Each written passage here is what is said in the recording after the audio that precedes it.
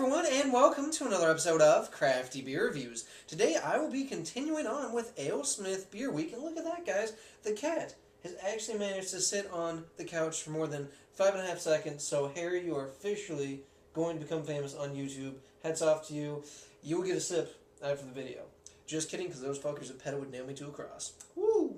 No, I'm just kidding. Anyhow, sorry, a little bit of a ramble. But anyway, so we are continuing on with AleSmith Beer Week today, guys, and I am really excited to be trying this one. This is their Old Numbskull. It is a year-round barley wine, just like the other one, in a big-ass 750 milliliter bottle, so I'm going to be having a very good time tonight. Now, again, as you guys who are at least more familiar with AleSmith, you probably noticed that this is the old label, and this also doesn't have a bottle date, so just like with the Wee Heavy, I actually bought it at the same store, and I would assume these are probably maybe roughly around the same age. Problem is, I don't know how old they are. There's really almost no way to tell. So this could be a year old, it could be 2, 3, who knows? Because it was just like the Wee Heavy, dust covered all over it, and it was kind of in the back. So yeah, this definitely got quite a bit of age on it. At least a year, I would say. At the very least a year, but no way to really know, which is disappointing because the Wee Heavy aged really nice. I bet this is going to be aged really nice, but then I also have no idea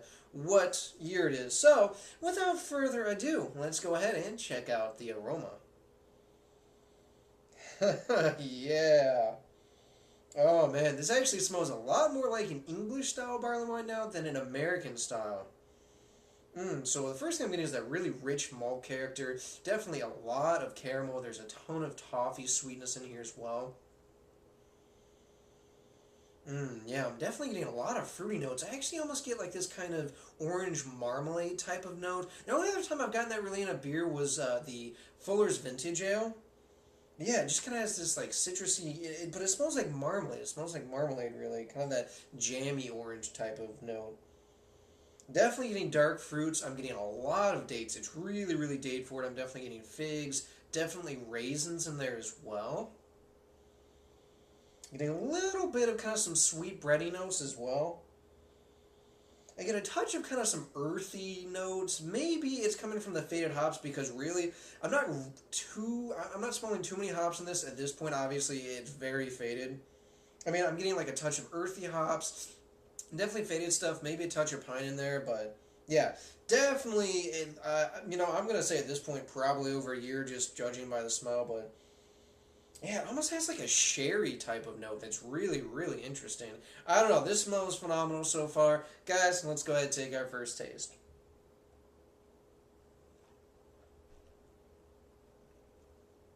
Oh man, wow. Now that is interesting. Instead of the malt character being right up front, it's really these big fruit notes immediately. I mean, a ton of figs, a ton of dates, a lot of raisin too, almost like a candied raisin right up front. That kind of fades into more of this really rich toffee and caramel sweetness. I also get a little bit of that kind of sweet bready note on the back end. Yeah, that's good. Right around mid-palate, that sherry note that I was kind of picking up in the aroma definitely hits full force. It's got this really nice just sherry kind of character. It almost kind of tastes slightly, and I do mean very slightly, like port wine in a way.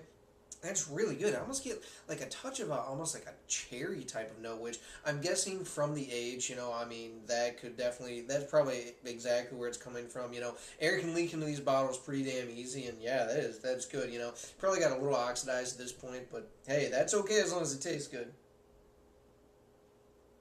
Now that orange marmalade note that I picked up in the aroma, I'm getting like more of a subtle hint of it in the taste. I'm really not picking up on it like I was in the aroma.